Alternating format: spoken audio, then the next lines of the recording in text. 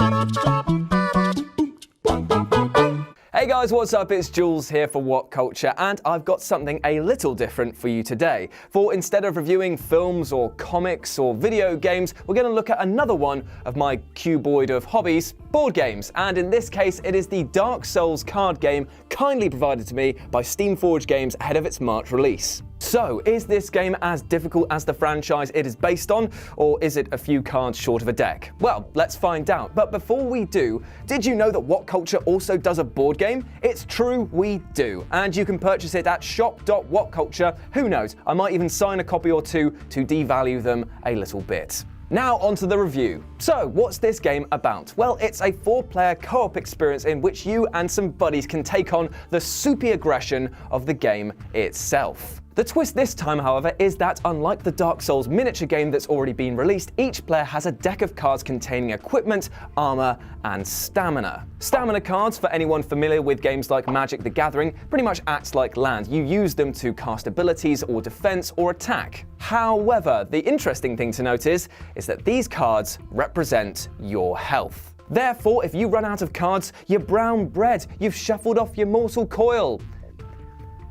You're f***ing dead. This creates a fantastic dynamic between trying to balance offense and defense using your deck and hemorrhaging useful cards. When you take damage, you have to discard a card, meaning that that deck that seems so big can dwindle very, very quickly. And because, of course, it is Dark Souls, it is incredibly hard in places. In our playthroughs of the game, we just scraped by the skin of our teeth so many times, and we did indeed taste the bitter tang of defeat. Yet you can customize your deck, and each death sees you over flipping a bonfire card, which actually increases the amount of cards you can have, meaning that the game actually gets slightly easier the more you lose. However, you only get a few times to use a flip over a bonfire card before that goes out and the game is over. This will come of some relief to some players who have played the miniature board game, because this bigger deck that you get actually gives you some slight respite and a fairer chance of winning, which means that you'll be playing more, which means you'll be coming back for more punishment.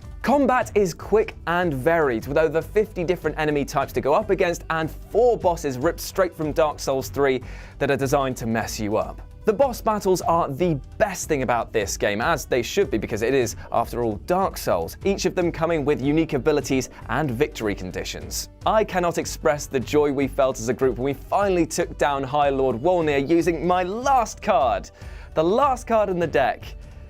That feeling encapsulates what Dark Souls is. Just getting by, just eking through a victory, and then just raining down in the glory that comes with it.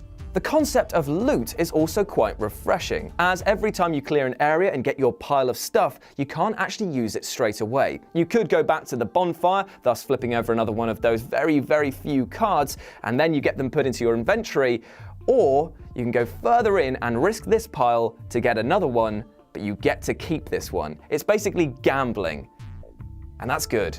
I would just like to say that I do not endorse gambling unless you are of legal age, 18 or 21, whichever it is in your area.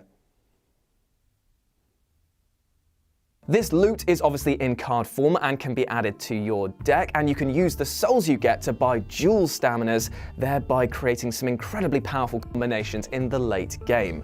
However, you do also run the risk again of adding in new cards and undoing the fine balance of what makes your character work so well. It's that player choice again versus the risk and reward of maybe gambling it all for one sort of Hail Mary further down the line.